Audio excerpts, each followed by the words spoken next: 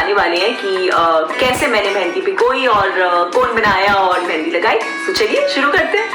पहले मेहंदी भिगोने के लिए आपको चाहिए मेहंदी। मेरे पास ये वाली है जो मैंने सुपर मार्केट से खरीदी थी लॉकडाउन शुरू होने से पहले। आप कोई भी मेहंदी, नूपुर की मेहंदी आती है, आई थिंक वो रेडीली बहुत जगह पे अवेलेबल होती है, तो वो आप ले सकते हैं। उसके बाद हमें चाहिए यूकलिप्टस ऑयल। ये बहुत ही इजीली किसी भी मेडिकल पे अवेलेबल होता है या आप अमेजोन से भी मंगवा सकते हैं। अमेजोन की अभी डिलीवरीज शुरू हो गई हैं, तो ये मैंने अमेजोन से मंगवाया क्योंकि ये कम था।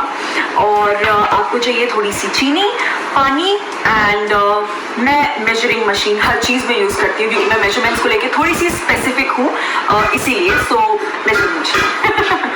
सो लेट्स स्टार्ट। ये मैंने 50 ग्राम्स मेहंदी ली है। इसमें मैं लगभग 2 चम्मच चीनी डालूंगी अपने अंदाज से, और इसमें आपने पूरा 15 ml यूकलिप्टस ऑयल डालना है। तो मेरे पास इसमें इतना सा ही बचा है, तो इसलिए मैं दूसरा भी यूज करूंगी।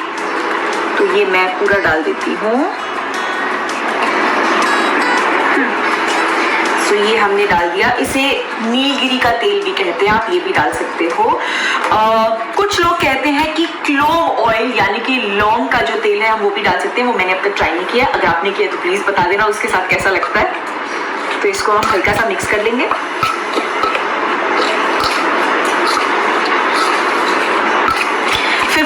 ml का मतलब होता है 1 टेबल स्पून। तो अगर आपके पास मेजरिंग कप्स है और आप वो यूज करते हो मेजरिंग स्पून, तो एक जो बड़ा टेबल स्पून है वो भर के भी आप डाल सकते हैं। अब मैं इसमें थोड़ा थोड़ा करके पानी डालूंगी, ज्यादा नहीं, कि मैं बहुत पतला नहीं चाहिए।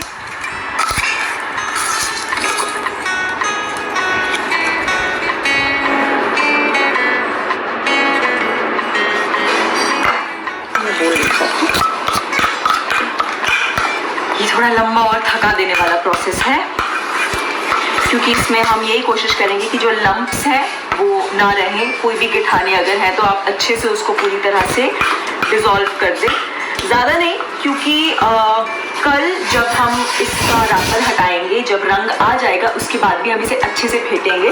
और मैंने जो है वो साबुत चीनी यूज़ की है, शुगर, शक्कर, जो भी आप बोलते हैं। आप चाहो तो पिसी हुई भी यूज़ कर सकते हो, वो घुलने में आसान होगी। तो इससे ये जो ग्रैन्यूल्स इस वक्त दिख रहे हैं वो शुगर के हैं जो डिज़ोल्व हो जाएंगे, तो नथिंग टू वरी। तो अभी मैंने ये अच्छे से फेंट दिया है। थोड़े से इसमें अभी भी गिठाने हैं, बट कोई दिक्कत वाली बात नहीं है। वो कल जब मेहंदी रंग छोड़ेगी और तब मैं डिसॉल्व करूँगी, तब सब खुल जाएगा। तो ये अच्छे से, मुझे मेहंदी की स्मेल बहुत अच्छी लगती है और मैं बहुत ऐसी लड़कियों को भी जानती हूँ, मेरी को एक्टर्स बहुत सारी थी जिनको मेहंदी की स्मेल बिल्कुल पसंद नहीं है, लेकिन मुझे बहुत पसंद है। तो आप बताइए आपको पसंद है या नहीं। सो ये हमारा मेहंदी का पेस्ट जो है वो रेडी हो चुका है। अब हमें चाहिए सेलोफेन रैप। ये काफ़ी ज़रूरी है। अगर आपके पास सेलोफेन रैप नहीं है तो आप कोई भी पतला पैकेट, पन्नी, कुछ ऐसा ले लेना। तो पहले मैं इसे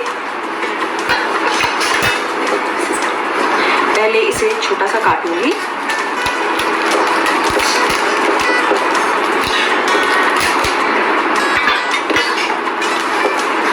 और ये आपको इस तरह से रखना है कि ये मेहंदी और बोल को पूरा टच करे।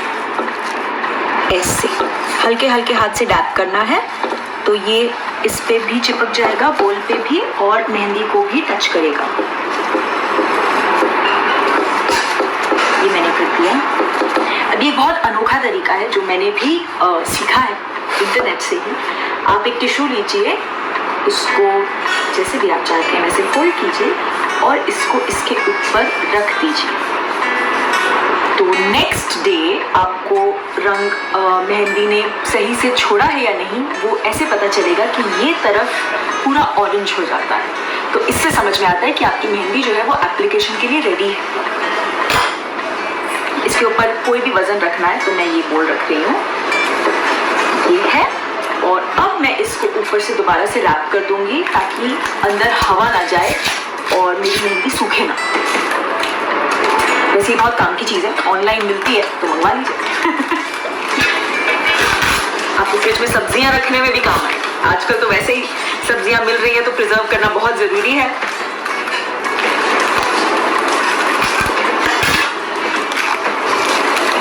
ये मैंने अच्छे से इसको एयर टाइट कर दिया। ऑल्सो आप स्टील के बर्तन में भिगोएंगे तो ज्यादा अच्छा रंग आएगा। ये बहुत पुरानी बात है, मेरी मेहंदी टीचर भी और ये स्टील का बर्तन गिरा।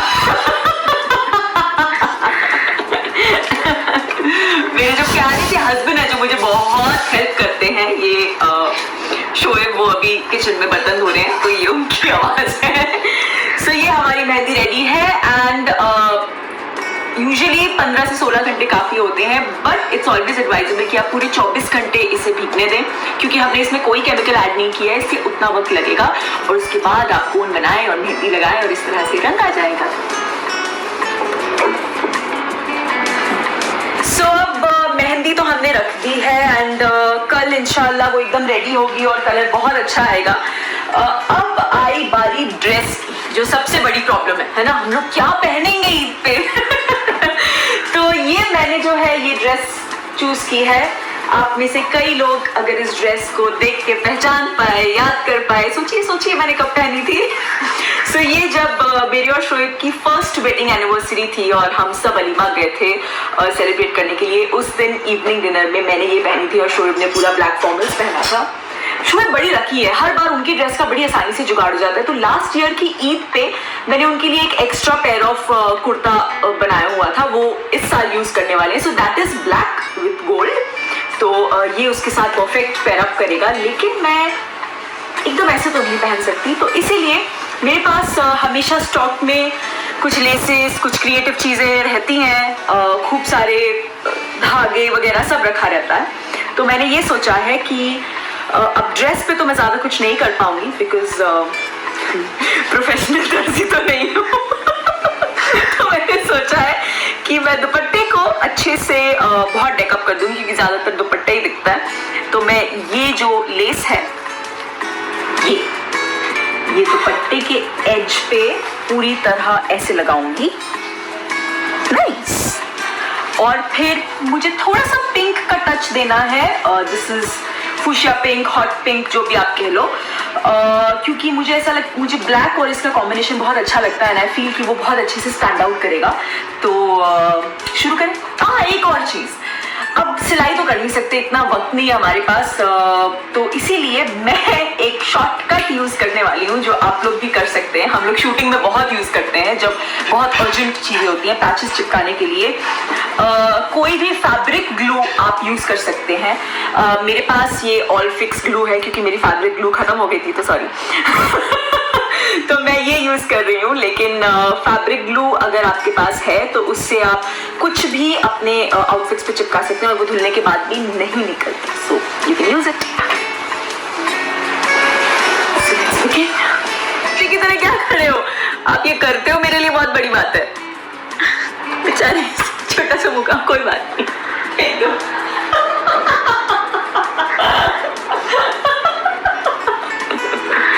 क्यूट है ना।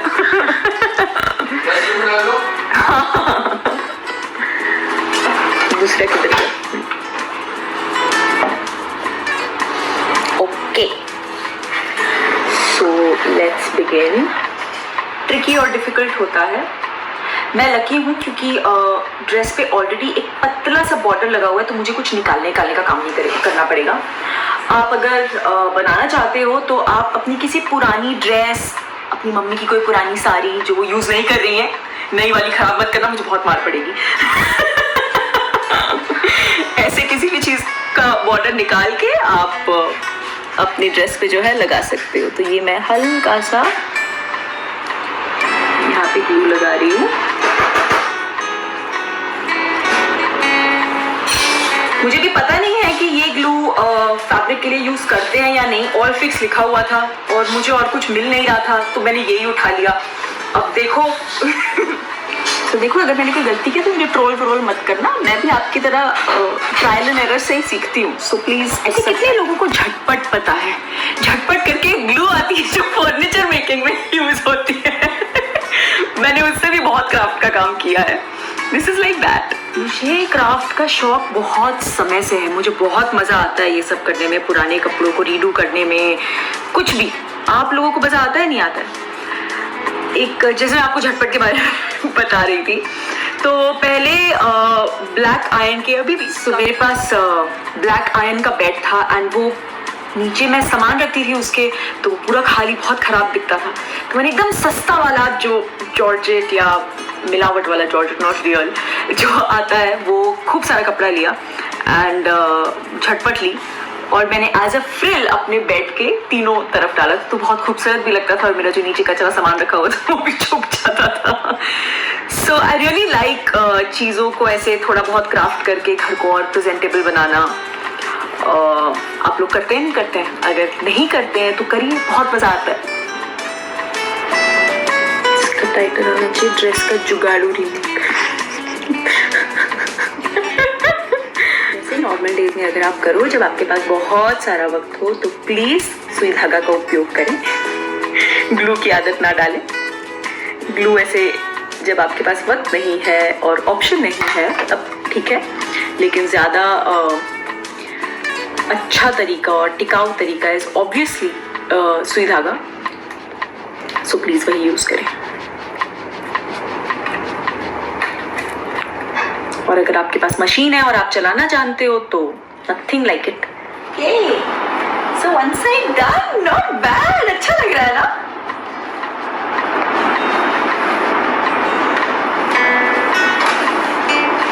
सो मेरा बॉर्डर तो लग गया है और मेरी ऑल फिक्स गम ने काफ़ी ठीक ठाक काम किया है.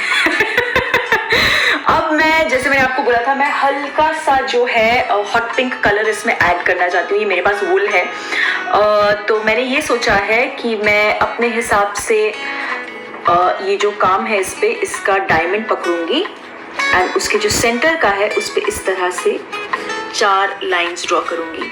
हाँ जी, मेरे हाथ में ये टेलरिंग चौक है. जैसे कि मैंने आपको कहा था कि मैं घर पे सब कुछ रखती हूँ, लेकिन मैं प्रोफेशनल दर्जी नहीं हूँ. तो आप चाहो तो आपके पास वाइट कलर की अगर पेंसिल है, चाहे वो आईलाइनर हो या अगर नॉर्मल कलर पेंसिल हो, तो आप वो भी यूज़ कर सकते हो. तो ये मैंने इस तरह से 4 लाइनें ड्रॉ की हैं. हल्का सा ड्रॉ कर लेंगे तो जब हम इसे रिंग में डालेंगे, क्योंकि तब कपड़ा थोड़ा स्ट्रेच हो जाता है, तो उस वक्त एम्ब्रॉयडरी करने में हमें काफ़ी आसानी होगी. और अगर हमने कोई गड़बड़ की है, जैसे कि अभी मुझे लग रहा है नहीं मैंने नहीं की है, क्योंकि एम्ब्रॉयडरी खोलना मतलब कपड़ा थोड़ा सा ढीला पड़ना, उससे बेटर है कि आप ड्रॉ कर लो ताकि कोई गड़बड़ ना हो.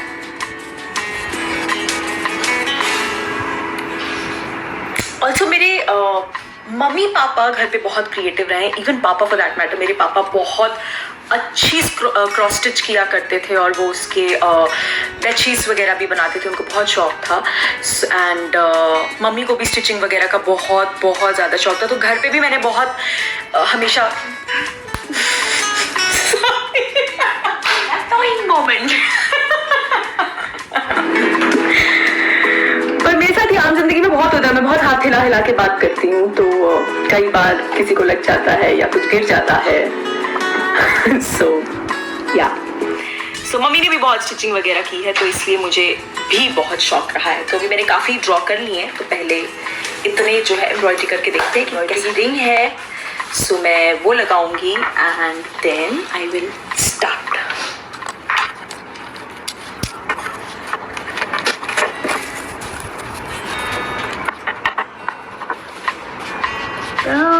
पतली वाली है, यहाँ गड़बड़ ना हो जाए, पता चला सुई नहीं है.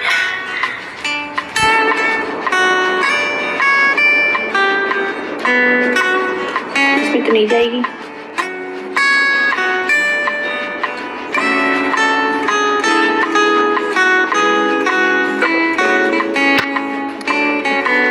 ये पहला है तो ये थोड़ा टेढ़ा मेढ़ा बना है, पर मुझे हमेशा ऐसा लगता है कि, और मैं हमेशा ये बिलीव करती हूँ कि जब आप कुछ भी ऐसी चीज स्टार्ट करो, चाहे वो पहला पकौड़ा तलना है क्यों ना हो, पहला जो है वो हमेशा थोड़ा गड़बड़ा होता है. सो कोई बात नहीं, इसलिए मैं इसको अभी ठीक नहीं कर रही हूँ.